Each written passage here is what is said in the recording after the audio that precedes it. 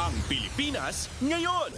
Narito na ang pinakamainit na mga balita na nakalap sa bawat sulok ng bansa. Ihahatid sa bawat Pilipino saan man kayo sa mundo. Ang Pilipinas ngayon. Pakinggan ang bawat kaganapan sa bawat lalawigan. Ito ang Pilipinas ngayon.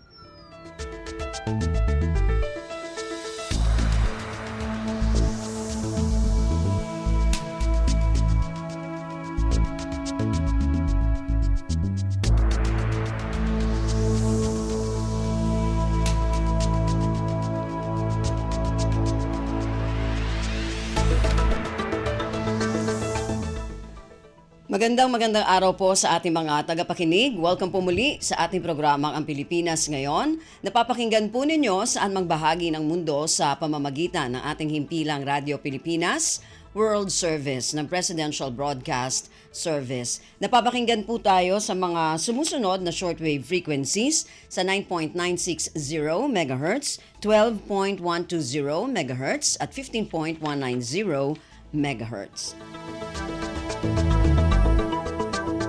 Ako po si Ven Blones, samahan po ninyo ako sa kabuuan ng ating programa ngayong araw na ito. Kapapalooban pa rin po ng ilan sa mga mahalagang balita mula dito sa ating bansa, kasama na ang mga segmentong business, sports, showbiz at ang mga ulat mula sa iba't ibang rehiyon at lalawigan dito sa Pilipinas para sa ating regional news. Samantala, nais po namin kayong imbitahin na bisitahin ang ating Facebook page, ang Radyo Pilipinas World Service. Paki-follow, like at share na rin po. Antabayanan, sasa inyo na sa ilang sandali ang kabuuan ng ating programang Ang Pilipinas Ngayon. Mga kaganapan sa Kamaynilaan at mga kalapit na lalawigan dito sa Ang Pilipinas Ngayon.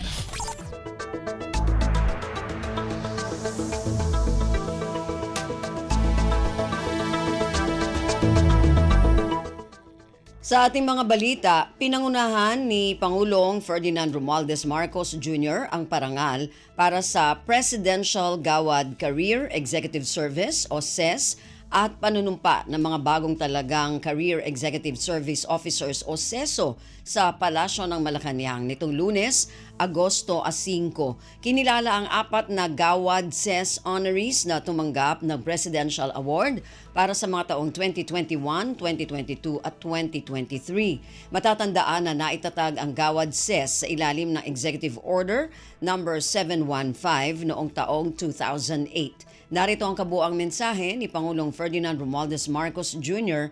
sa naturang kaganapan.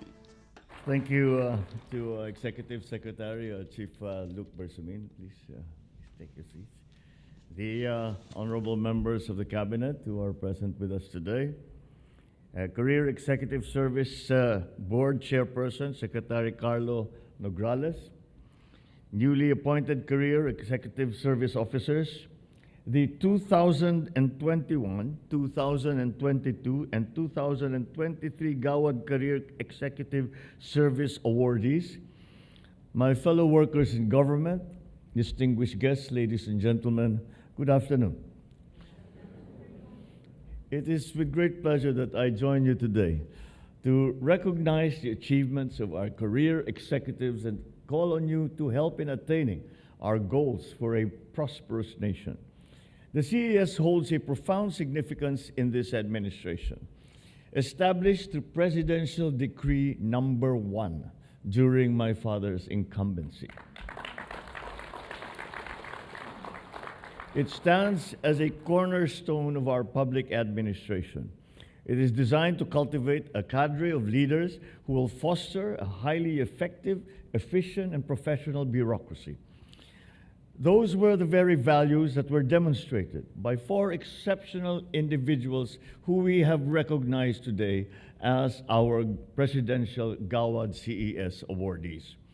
Regional Director Josefina Abilay, Assistant Secretary Teresa Camba, Schools Division Superintendent Miguel Apusin, and OIC Deputy Executive Director Eduardo Quilang.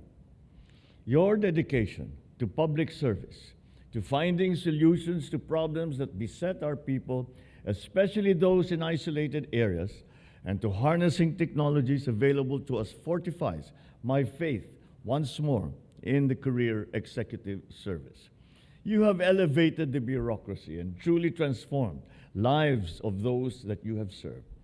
Congratulations on being the worthy recipients of the Presidential Gawad CES.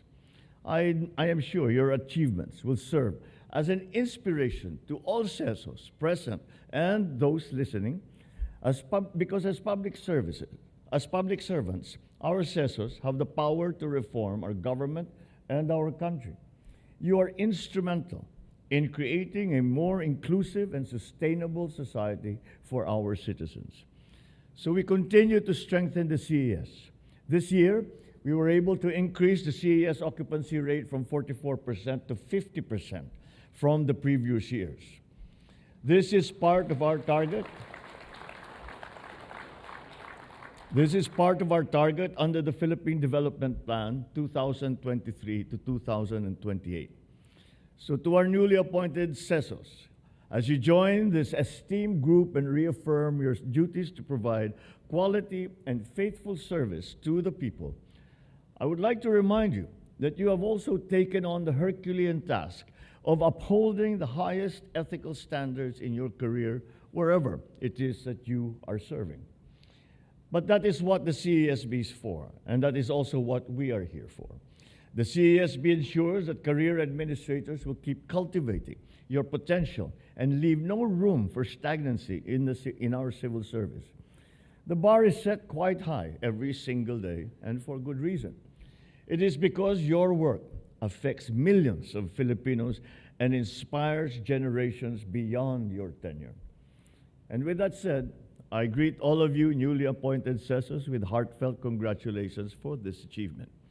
This conferment not only completes your membership in the CES, but also confirms your strong sense of purpose that moved you to pursue this path.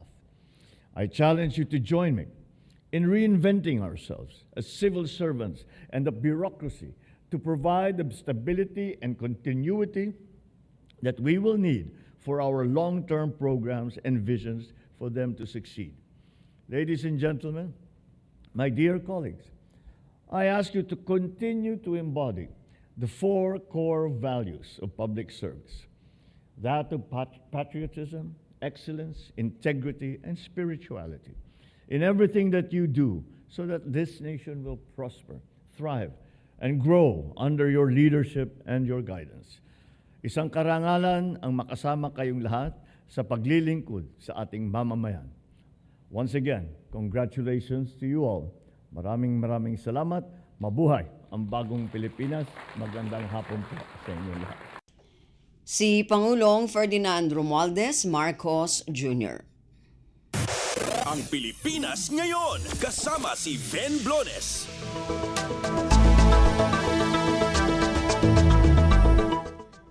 Binigyang diin ni Pangulong Ferdinand Romualdez Marcos Jr. ang kahalagahan na ugnayan ng mga bansa sa pagtugon sa geopolitical issues lalo na sa West Philippine Sea o WPS. Sa kanyang pulong kay German Federal Minister of Defense Boris Pistorius, sinabi ni Pangulong Marcos sa opisyal na dapat subukan ng mga bansa ang lahat ng paraan kabilang ang diplomasya. Samantala, kapwa sumang-ayon ang dalawang opisyal na dapat magkaroon ng security agreement o defense agreement ang Pilipinas at Germany. Nagkasundo rin na dapat maisapinal at malagdaan ang mas malawak na defense cooperation arrangement bago matapos ang taong ito. Sinabi ng Pangulo kay Pistorius na mahalagang magkaroon ng pagkakaisa ang Pilipinas at Germany kaugnay sa issue sa West Philippine Sea. Sumang-ayon naman si Pistorius at sinabing mahalaga ang kapayapaan at binigyang diin ang halaga ng tiyak na seguridad na nag-uugnay sa dalawang bansa. Pasada ng mga balita mula sa Pilipinas para sa mga Pilipino saan man sa mundo. Ang Pilipinas ngayon. Pilipinas, kaya pa ring mahigitan ang upper middle income threshold pagsapit ng 2025. Kaugnay nito, ibinida rin ni National Economic and Development Authority Secretary Arsenio Balisacan na sa unang quarter ng 2024 ay lumago ang ekonomiya ng Pilipinas sa 5.7% na pumangalawa sa India na may 7.8% at naungusan ng China na may 5.3%. Ang detalye ng balitang ito mula kay Kathleen Forbes. Positibo si NEDA Secretary Arsenio Balisacan na kung makakamit ng Pilipinas ang macroeconomic targets nito ay malalampasan ng bansa ang upper middle income threshold sa taong 2025. Sa pagharap ng DBCC sa budget briefing ng House Appropriations Committee, sinabi ni Balisacan na kung makamit ng bansa ang kahit low-end na economic growth target at ang average foreign exchange rate sa panahong ito ay hindi lalagpas ng 58 pesos sa kada isang dolyar, ay maaabot natin ang UMI status sa susunod na taon. Ngunit kung hindi anya ay maaari ito maantala sa 2026. Sa presentasyon ni Balisacan, sinabi niya na pinanatili ng DBCC ang target growth rate ng bansa ngayong 2024 sa 6 hanggang 7%, habang para sa taong 2025 ang GDP growth target ay nasa 6.5 hanggang 7.5%. Ibinida naman ng NEDA Secretary na sa unang quarter ng 2024 ay lumago ng 5.7% ang ekonomiya ng bansa. Ngayong linggo anya ilalabas ang second quarter growth ng performance ng bansa kung saan inaasahan na napanatili ang matatag na ekonomiya at mapapanatili rin ang regional growth standing ng bansa. Ito si Kathleen Forbes para sa Radyo Pilipinas. Kumpleto, detalyadong balitaan, di papahuli sa mahahalagang kaganapan. Kamustahin ang inang bayan, ang Pilipinas ngayon.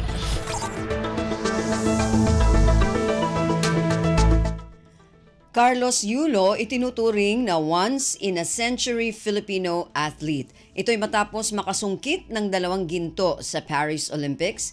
Ayon kay Speaker Martin Romualdez, hindi lamang karangalan kundi kagalakan din ang hatid ni Yulo sa bayan, kaya magpapatuloy anya ang suporta nito sa mga programang pampalakasan upang magkaroon pa ng mas maraming world-class na atleta na katulad ni Yulo.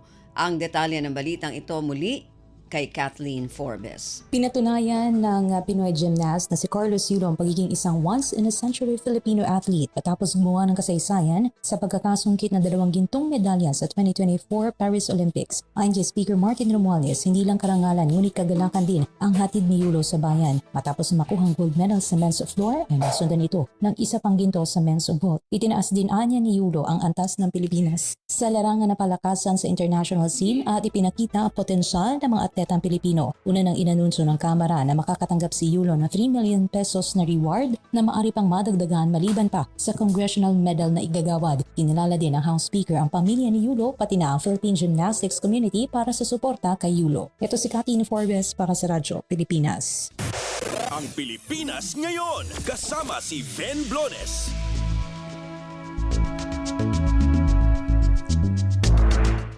Two-time Olympic gold medalist Carlos Yulo sasalubungin ang Heroes Welcome na inihanda ng lungsod ng Maynila.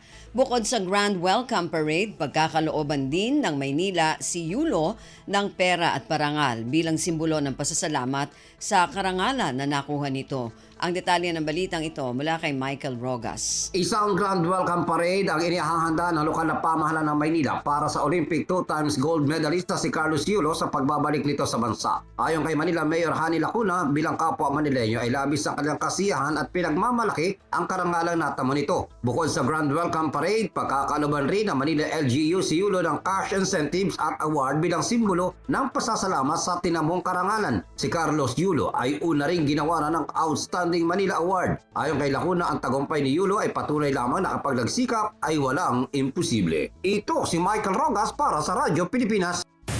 Pasada ng mga balita mula sa Pilipinas para sa mga Pilipino saan man sa mundo. Ang Pilipinas ngayon.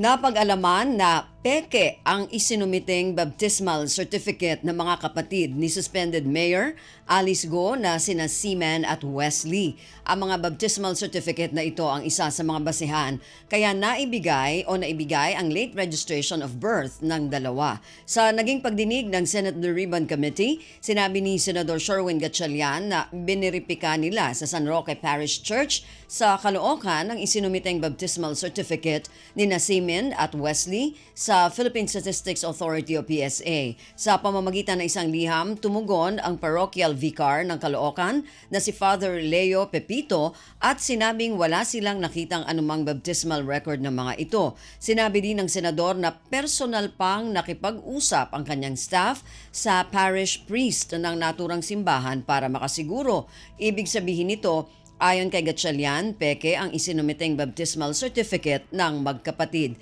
Hinikayat na mambabatas ang pamahalaan ng Caloocan na pahintulutan ang Philippine Statistics Authority o PSA na gawin ang kanilang investigasyon para maisiwalat ang katotohanan kaugnay sa pamilya Go. Kumpleto, detalyadong balitaan, di papahuli sa mahahalagang kaganapan. Kamustahin ang inang bayan, ang Pilipinas ngayon. Kooperasyong pandepensa tinalakay sa pagitan ng Pilipinas at Germany.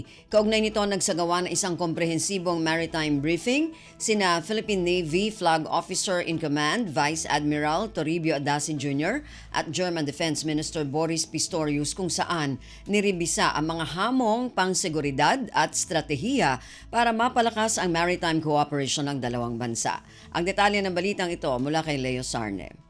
Pinag-usapan ni Philippine Navy Flag Officer in Command Vice Admiral Toribio Adasi Jr. at German Defense Minister Boris Pistorius ang pinalawak na kooperasyong pandepensa sa pagbisita ng huli sa Philippine Navy Headquarters noong araw ng Linggo. Dito ay nagsagawa ng isang komprehensibong maritime briefing kung saan nirebisa ng mga opisyal ng Pilipinas at Germany ang mga kasalukuyang hamong pansiguridad at mga estratehiya para mapalakas ang maritime cooperation ng dalawang bansa. Nagpasalamat si Vice Admiral Adasi sa German Federal Ministry of Defense sa kanilang paninindigang panatilihin ang kapayapaan ng seguridad sa pamagitan ng pagtataguyod ng rules-based international order sa Indo-Pacific region. Inaasahan ng Philippine Navy ang lalong pagpapalakas ng ugnayan ng Pilipinas sa Germany at ang pagtuklas ng mga bagong larangang pangkooperasyon sa German Navy. Mula sa AFP, ito si Leo Sarne para sa Radyo Pilipinas. Ang Pilipinas ngayon, kasama si Ben Blones.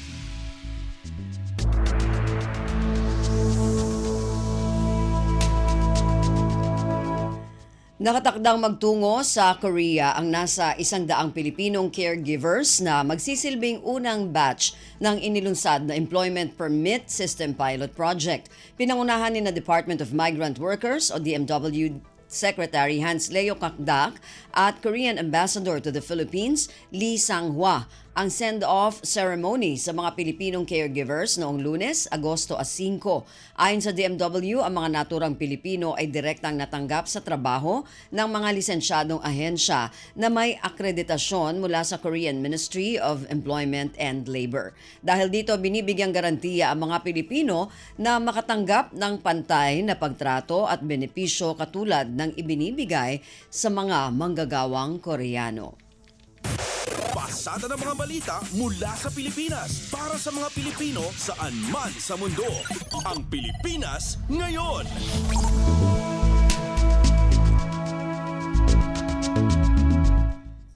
Mahihirap ng mga munisipalidad sa bansa na kulang sa healthcare system, tutulungan ng Department of Health. Ang programang Bagong Urgent Care and Ambulatory Service o Bukas Center ng DOH ay makakatulong na babawasan ang gastusin ng isang pasyente.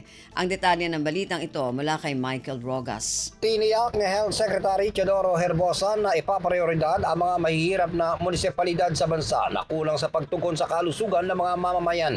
Ayon kay Secretary Herbosa, kabilang sa mga tututukan ng DOH ay ang 4th, 5th, 6th at municipalities o yaong mga pinakamahirap na bayan na kulang sa doktor, nurses, medical staff, gamot at iba pang mga pangangailangang medikal at walang ospital. Ayon sa kanya, mula nang maipasa sa LGU ang programa sa healthcare system ay napabayaan ng kalusugan ng mga mamamayan dahil kapos sa pondo. Binanggit din ng kalihim ang mga maunlad na lungsod sa bansa gaya ng Makati, Taguig na mga mayayamang lalawigan tulad ng Bataan, Pampanga at iba pa na libre ang pagpapagamot ng mga mamamayan at may modernong healthcare services. Ngunit karamihan sa mga LGU ay hindi sapat ang healthcare system kung kaya't nagtayo ng bagong Urgent Care and Ambulatory Service o BUCAS Center ang DOH upang mabawasan ang gastusin ng isang pasyente. Nabatid sa kalihim na mayroon ng 28 BUCAS Center sa iba't ibang lugar ang DOH at target ng kagawaran na maglagay pa ng 82 BUCAS Center sa buong bansa na kumpleto sa primary health care na pangangasiwa ng DOH katuwang ang mga LGU. Ito si Michael Rogas para sa Radyo Pilipinas. Kumpleto, detalyadong balitaan, di papahuli sa mahahalagang kaganapan. Kamustahin ang inang bayan, ang Pilipinas ngayon.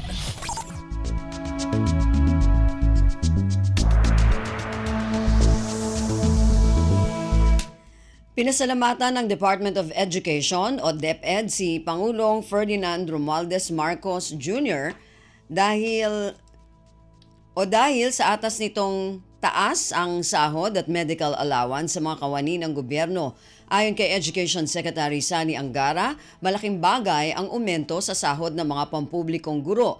Bukod pa rito, tatanggap rin ang mga ito ng medical allowance na aabot sa 7,000 piso. Dagdag pa rito, may direktiba rin si Pangulong Marcos na Expanded Career Progression Program para tulungan ang mga guro na umangat ang pamumuhay, kasama na ang mga non-teaching personnel. Ang Pilipinas ngayon, kasama si Ven Blones.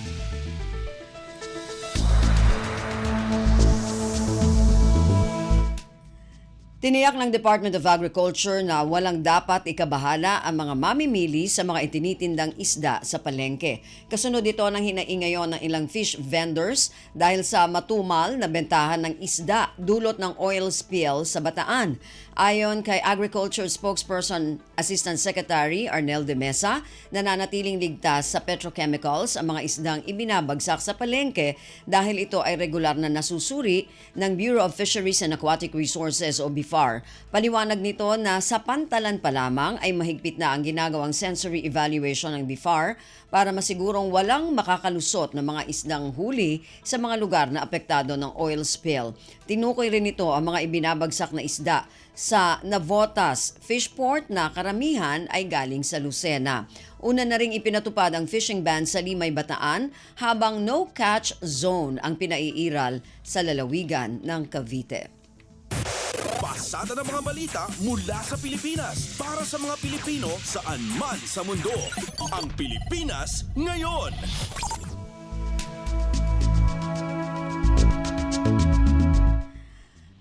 Kasalukuyang binabantayan ng Pag-asa ang isang low pressure area o LPA sa loob ng Philippine Area of Responsibility o PAR. Martes, Agosto 6 ng alas 3 ng umaga, huling namataan ng sentro nito sa hilagang bahagi ng Luzon. Ayon sa Pag-asa, mababa ang tsansa nito na maging isang ganap na bagyo. Patuloy na magdadala naman ng maulan na panahon ang southwest monsoon o habagat sa bahaging timog ng Luzon at Visayas. Asahan ang kalat-kalat na pag-ulan na may kasamang kidlat o pagkidlat at pagkulog sa mga sumusunod na lugar sa Zambales, Bataan, Metro Manila, Cavite, Batangas at Occidental Mindoro. Kalat-kalat na pag-ulan ang mararanasan naman sa nalalabing bahagi ng bansa sa buong araw ng Martes. Kumpleto, detalyadong balitaan, di papahuli sa mahahalagang kaganapan. Kamustahin ang inang bayan, ang Pilipinas ngayon.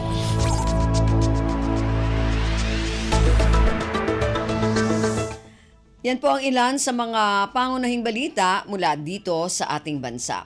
Samantala, antabayanan naman po ang mga ulat mula sa iba't ibang rehiyon at lalawigan dito sa Pilipinas para sa ating regional news. Balita mula sa lalawigan sa bawat rehiyon ng ating bayan. Dito sa Ang Pilipinas Ngayon.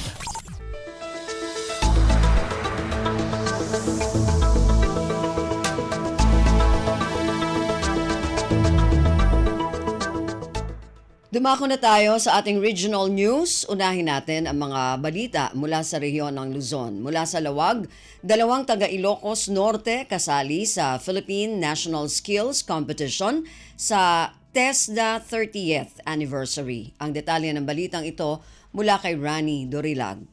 Kinumpirmaran ni Technical Education and Skills Development Authority Ilocos Norte Provincial Director Socorro Galanto adwa man ni po diti 8 a trade areas iti Region 1 tikraman ang makibalubal iti Philippine National Skills Competition iti World Trade Center iti Pasay City into na Agosto 21 agpatinggay di Agosto 25, 2024. Kuna ni Galanto a graphics design iti Igama Colleges ken iti Fashion Tech wenno dressmaking mani po diti College of Industrial Technology iti Mariano Marcos State University iti makibalubal sigon kini Galanto manarimaan ti job immersion dagiti masiknan agraman iti paragsanay dagitoya. Inpakamuna asupsuportaran ti gobyerno probinsyal dagiti makibalubal rason na tinawen nga dati mangirepresentar iti Ilocos Norte ti skills competition manipod iti regional level ken national level agingga iti world skills competition.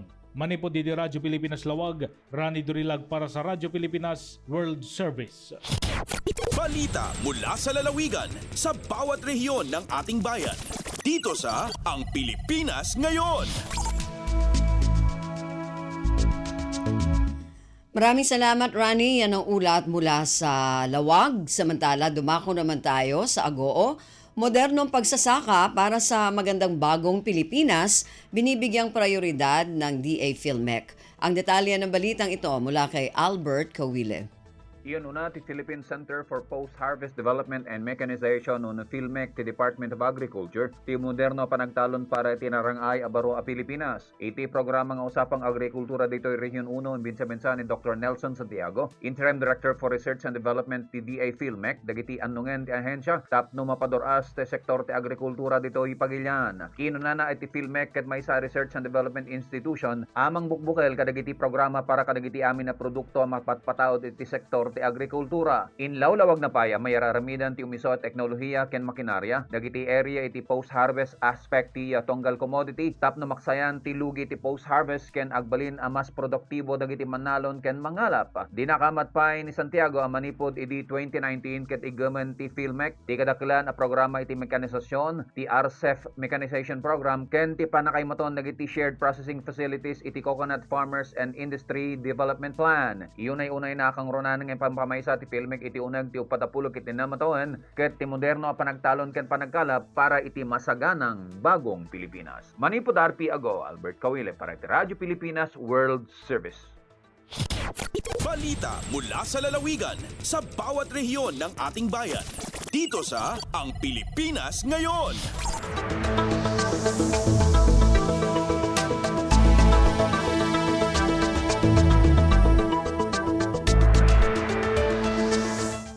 Maraming salamat, Albert. Yan ang ulat mula sa Agoo at kabuuan na ulat mula sa rehiyon ng Luzon. Samantala, dumako naman tayo sa rehiyon ng Kabisayaan mula sa Borongan. Cacao farmers sa Eastern Samar sumailalim sa food production at livelihood training ng Department of Agriculture. Ang detalye ng balitang ito mula kay Dayan Camplon. Nagkamayara kadugangan ni Hebabro ng skills kasumpahin vegetable and cacao production ang mga miyembro han Cacao Agroforestry Association halawaan Eastern Samar durante han gindumarang a food production and livelihood training han Department of Agriculture Special Area for Agricultural Development or DA sa ADA Program Phase 2. Ang nasabi nga training may panuing mapaursa ang pangkabugusan nga kapabilidad han nga tanan nga miyembro han asosasyon kasumpay han vegetable and cacao farming para mas epektibo nga sustainable nga produksyon. Lain training ipinagi ng sabi ng programa ang asosasyon na taganhin na farm inputs valor 620,000 pesos como suporta hapag palambungan pagsustiner hanira vegetable and cacao farming. Lagi pa nasabi nga suporta ang 500 pieces of cacao planting materials, 6 kilograms vegetable seeds, 200 bags organic fertilizers, farm equipment and tools para irrigation ng transport needs. Tikang dili syudadhan Borongan, Dayan Camplon para Radyo Pilipinas World Service. Balita mula sa lalawigan sa bawat rehiyon ng ating bayan. Dito sa Ang Pilipinas Ngayon. Maraming salamat, Dayan. Yan ang ulat mula Borongan. Samantala, dumako naman tayo sa Sogod.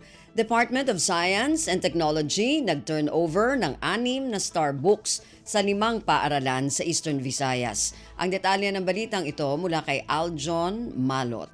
Gitugyan sa Department of Science and Technology kan DOST Eastern Visayas ang unom ka Science and Technology Academic and Research-based openly operated kiosk kon Starbucks sa 5 katunghaan sa reyon. Nasairan nga lakip sa benepisyaryo ang Lontad Elementary School sa Palolite, Pulang Yuta Elementary School sa Kaibiran Biliran ug Hanginan Elementary School sa Maasen City, Southern Leyte.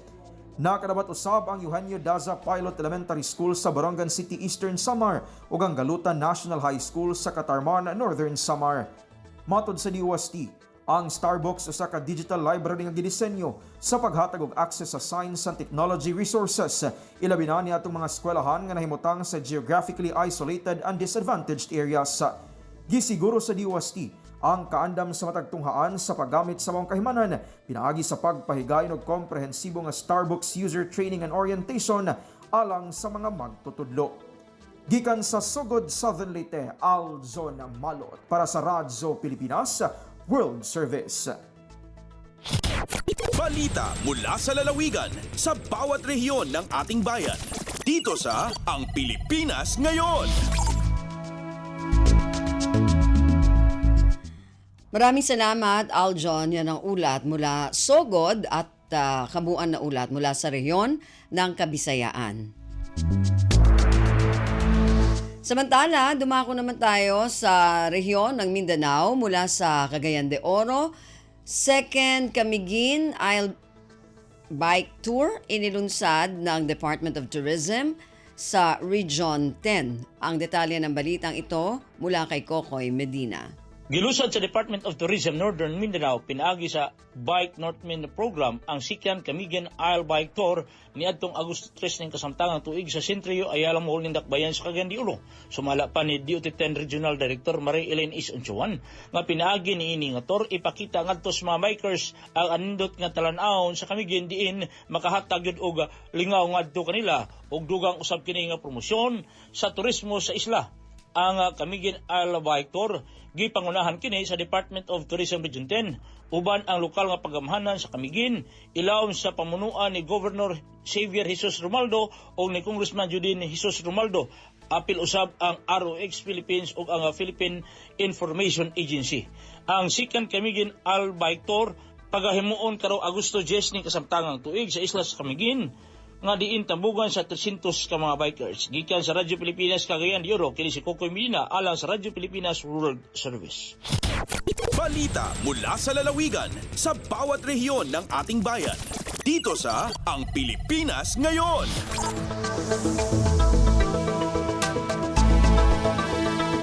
Maraming salamat, Kokoy. Yan ang ulat mula sa Cagayan de Oro. Samantala, dumako naman tayo sa Zamboanga. Lokal na pamahalaan ng Zamboanga kinilala ang mga natatanging magsasaka at mangingisda ng lungsod sa inilunsad na 2024 Gawad sa Lakot Awards. Ang detalye ng balitang ito mula kay Justine Bulanon. Ya reconoce el gobierno local de Zamboanga con el Maga Exceptional Sembrador y Pescador na 2024 Gawad sa Lakot Awards sa conducir na siyudad de Zamboanga recientemente. Al mencionó actividad como junta, Día de Agradecimiento y Reconocimiento del Maga Sembradores y Pescadores de la ciudad de Zamboanga, que organiza el City Agriculturist Office. El Maga Awardee recibió un plaque y 10,000 de peso cada uno, estaba na gobierno local que cabeza si alcalde John Dalipe. Y reitera también el alcalde con la importancia del sector de agricultura para la seguridad de comida y progreso na ekonomiya na ciudad. Desde aquí na ciudad de Zamboanga, esta si Justin Bulanon para ang Radyo Pilipinas World Service. Balita mula sa lalawigan sa bawat rehiyon ng ating bayan. Dito sa Ang Pilipinas Ngayon. Maraming salamat, Justine. Yan ang ulat mula sa Zamboanga at kabuuan na ulat mula sa rehiyon ng Mindanao. Narinig po ninyo ating regional news para sa araw na ito. Kalipunan ng mga balita mula sa iba't ibang rehiyon at lalawigan dito sa Pilipinas. Samantala, antabayan na naman po ang ating mga segmentong business, sports at showbiz.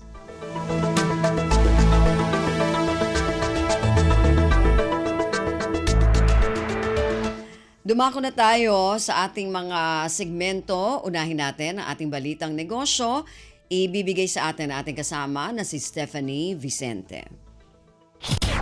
Lagay ng ekonomiya, kalakalan, negosyo at iba pa. Atin ang alamin dito sa Ang Pilipinas Ngayon.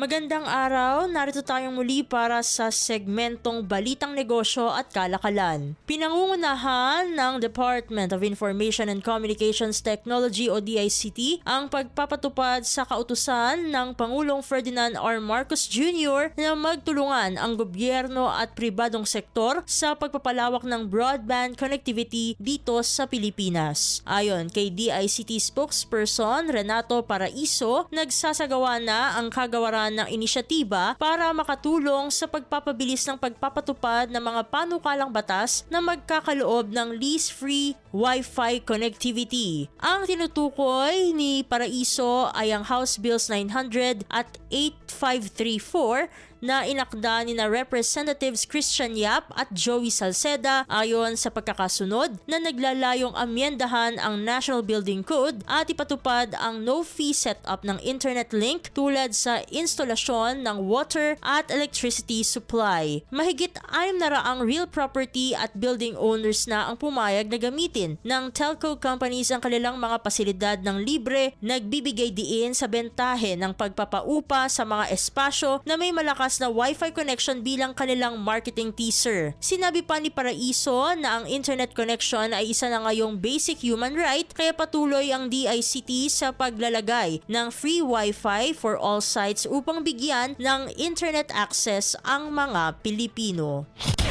Lagay ng ekonomiya, kalakalan, negosyo at iba pa.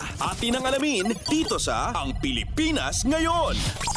Sa iba pang mga balita, bilyon-bilyong pisong buwis ang inaasahang makokolekta ng Bureau of Internal Revenue o BIR mula sa lumalaking e-marketplace industry. Ito ay makaraang isailalim ang online sellers sa withholding tax system. Ayon kay BIR Commissioner Romeo Lumagi Jr., inaasahang malaki ang maitutulong ng withholding tax sa online transactions. Bagamat hindi pa makapagbibigay ang BIR ng pagtaya kung magkano ang makokolekta sa pagpataw ng withholding tax sa online sellers, ani Lumagi, inaasahan nila na nasa bilyong piso ang revenues mula sa e-marketplace industry. Matatandaan na ang pagpataw ng withholding tax sa merchants sa e-marketplaces ay sinimulan noong Hulyo 15. Ang withholding tax ay ang halaga ng wini-withhold ng isang negosyo sa pagbabayad ng goods o services na direktang nireremit sa pamahalaan sa ngalan ng suppliers o employees.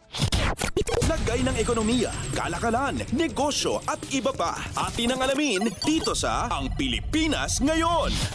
At sa pagtatapos ng ating segmento, iniulat ng S&P Global Manufacturing Purchasing Managers Index o PMI na nakapagtala ng paglago ang Philippine factories noong nakaraang buwan. Ang Philippine Manufacturing Index o PMI noong Hulyo ay nasa 51.2, bahagyang bumaba mula sa 51.3 na score noong Hunyo. Sinabi pa ng S&P na ang demand trends ay patuloy na tumaas sa manufacturing sector kung saan ang mga bagong order ay nagtala ng growth rate na mas mabilis sa 5-month low ng Hunyo. Samantala, ang demand mula sa overseas market ay bumaba noong nakaraang buwan. Sa napanatiling pagtaas sa produksyon, ang purchasing activities ay bumuti rin noong Hulyo. Gayun din, ang factories ay nagtala ng paglago sa employment magmula noong buwan ng Abril.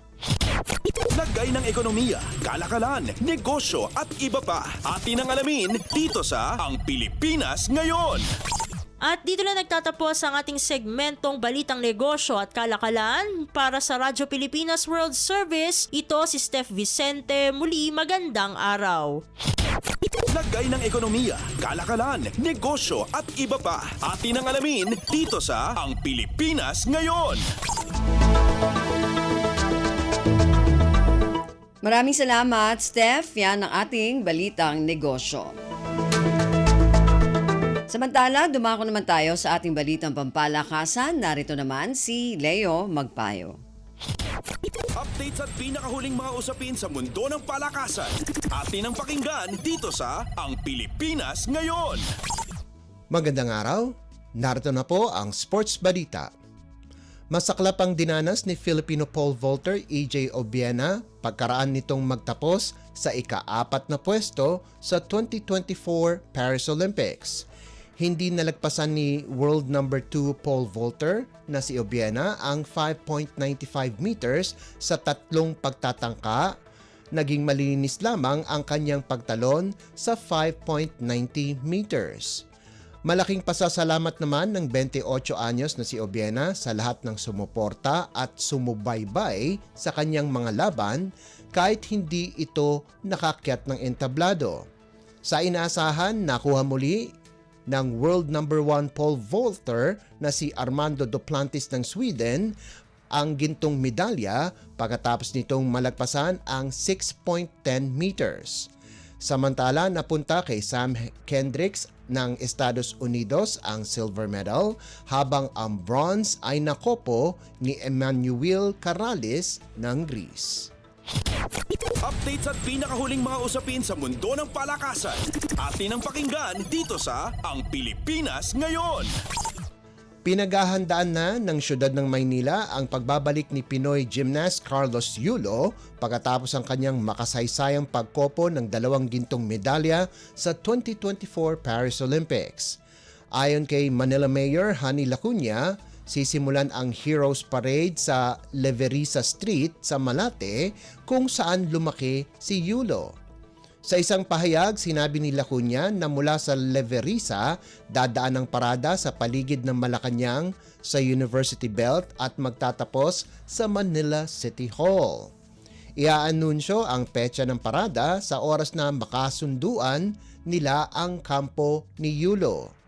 Dagdag ni Lacuna, makakatanggap ng pabuya, pagkilala at parangal ang 24 anyos na Olympian.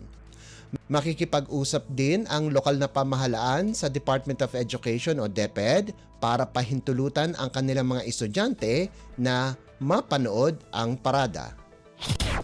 Updates at pinakahuling mga usapin sa mundo ng palakasan. Atin ang pakinggan dito sa Ang Pilipinas Ngayon. Kinuha ng Converge ang serbisyo ni Alex Cabagnot pagkatapos papirmahin ang veteranong playmaker na maglaro para sa koponan sa darating na PBA Season 49. Inanunsyo ito ng FiberXers nitong Lunes at sinabing pangungunahan nito ang ilang mga batang players katulad nina Justin Arana, Alec Stockton, Brian Andrade at ang kakakuha lamang na top overall pick na si Justine Baltasar. Huling naglaro ang 41 anyos na si Cabagnot sa PBA ay noon pang 2023 kung saan naglaro ito para sa koponan ng Terra Firma subalit hindi na na-renew ang kanyang kontrata kaya't minabuti nitong maglaro sa ibang liga. Sa kaparehong taon, naglaro si Cabagnot para sa Goyang Sono sa Korea bago lumipat sa Taiwan Mustangs na nakalaban ng Gilas Pilipinas sa isang exhibition game bago ang kampanya ng Nationals sa FIBA Olympic Qualifying Tournament. Nakapagtala si Cabagnot ng 13 puntos, 7 rebounds at 4 na assists sa exhibition game na yon kung saan nanalo ang Gilas 74-64. Updates at pinakahuling mga usapin sa mundo ng palakasan. Atin ang pakinggan dito sa Ang Pilipinas Ngayon. At yan ang pinakahuling balita sa larangan ng palakasan. Para sa Radyo Pilipinas World Service, ito po si Leo Magpayo. Magandang araw. Updates at pinakahuling mga usapin sa mundo ng palakasan.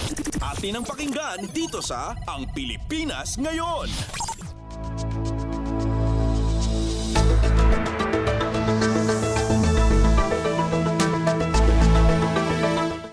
Maraming salamat, Leo. Yan ang ating balitang pampalakasan. Samantala, para sa mga nag-aabang ng mga chismis mula sa mundo ng showbiz, para sa ating showbiz balita, narito si Mama JT. Ang latest, ang hottest sa showbiz and entertainment. Heto na sa Ang Pilipinas Ngayon.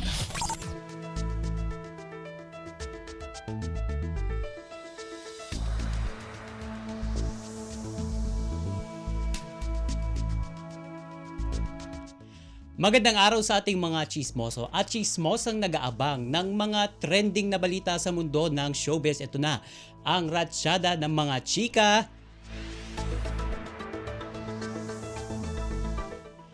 Matapos makasungkit ng 2 gintong medalya sa Paris Olympics 2024 sa gymnastics, ang Filipino athlete at gymnast na si Carlos Yulo, milyong-milyong Pilipino ang nagbunyi sa kanyang tagumpay. Isa na ang inyong lingkod, syempre. Kabilang din sa mga nagbunyi ay ang kanyang kasalukuyang kasintahan na si Chloe Angele San Jose, na isang Filipino-Australian vlogger.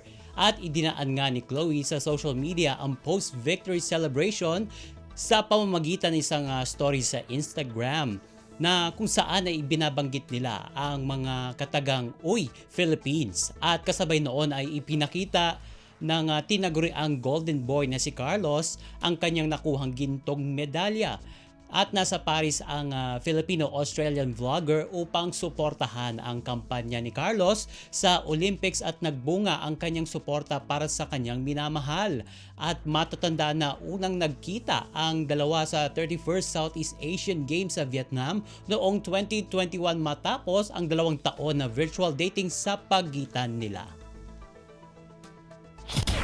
Ang latest, ang hottest sa showbiz and entertainment. Heto na sa Ang Pilipinas Ngayon.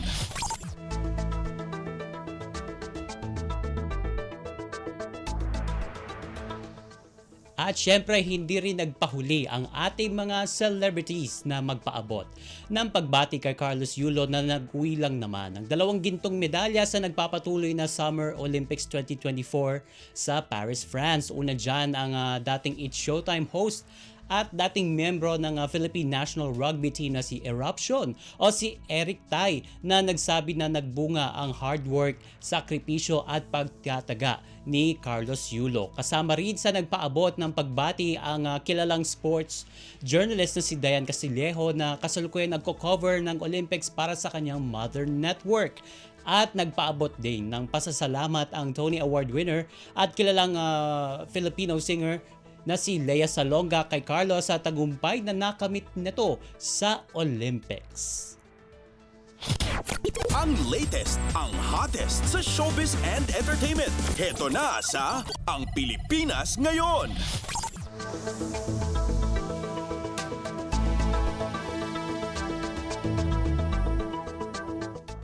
At sa uli nating chika for today, umaasa ang aktres na si Angelo De Leon na magkakaayos din sila ng kapwa aktres na si Claudine Barreto.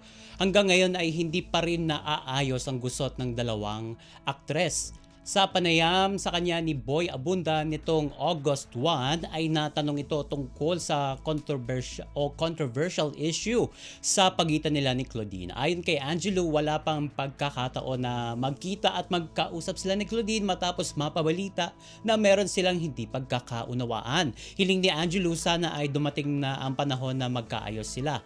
At naging malaking issue sa showbiz industry ang sinabi ni Claudine na ang tanging nais lang niyang makatrabaho ay sina Gladys Reyes at Judy Ann Santos at hindi nga itong si Angelo. Nangyari ito sa mismong 20th anniversary celebration ni Gladys at ng asawang si Christopher Rojas nito lamang Enero ng taong ito. Sa nasabing event, natanong ni Gladys si Claudine habang nasa stage sila kung game ba siya sa reunion project with Angelo and Judy Ann. At dito diretsahan niyang sinabi na gusto lang niya makatrabaho itong sina Judy Ann at Gladys at hindi si Angelo. Pero sa isang panayam, sinabi ni Claudine na nagsisisi siya kung bakit nabanggit niya na ayaw niya makasama si Angelo sa isang pelikula. Ayon kay Claudine, o ayon mismo kay Claudine, nagpakatotoo lang daw siya nang sinabi niya nga ayaw niya maka-work ulit itong si Angelo dahil ilang beses na rin daw niya itong pinakiusapan na huwag pag-usapan ang personal na buhay nito. At sumama raw talaga ang loob niya kay Angelo pero naniniwala siya na magkakaayos din sila sa tamang panahon at pagkakataon.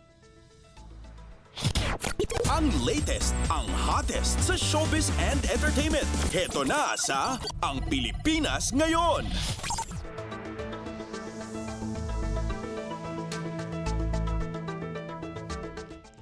At wala na tayong sapat na oras para sa ating balitang artista. Maraming salamat mga kachismis sa pakikinig sa aking mga chika for today. Ako po si Mama JT para sa Radyo Pilipinas World Service.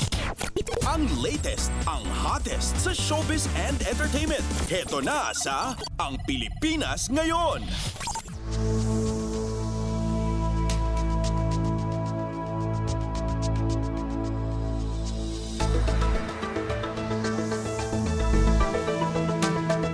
Maraming salamat, Mama JT.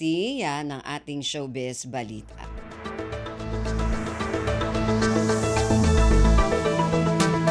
Narinig po ninyo ang kabuuan ng ating programang Ang Pilipinas. Ngayon, magpapasalamat muna tayo sa mga nakasama natin sa ating programa ngayong araw na ito. Sa ating technical side, kina Milo Jonela, Susan Naison at Anthony Pimentel. Maraming salamat din sa mga nakasama natin sa ating mga segmento. Para sa ating Balitang Negosyo kay Stephanie Vicente, sa ating Balitang Pampalakasan kay Leo Magpayo, at sa mga kasamahan natin na nag-ulat mula sa iba't ibang rehiyon at lalawigan dito sa Pilipinas para sa ating regional news, sa ating executive producer kay Jerome Toledo at sa ating station manager na si Mr. Ray Sampang.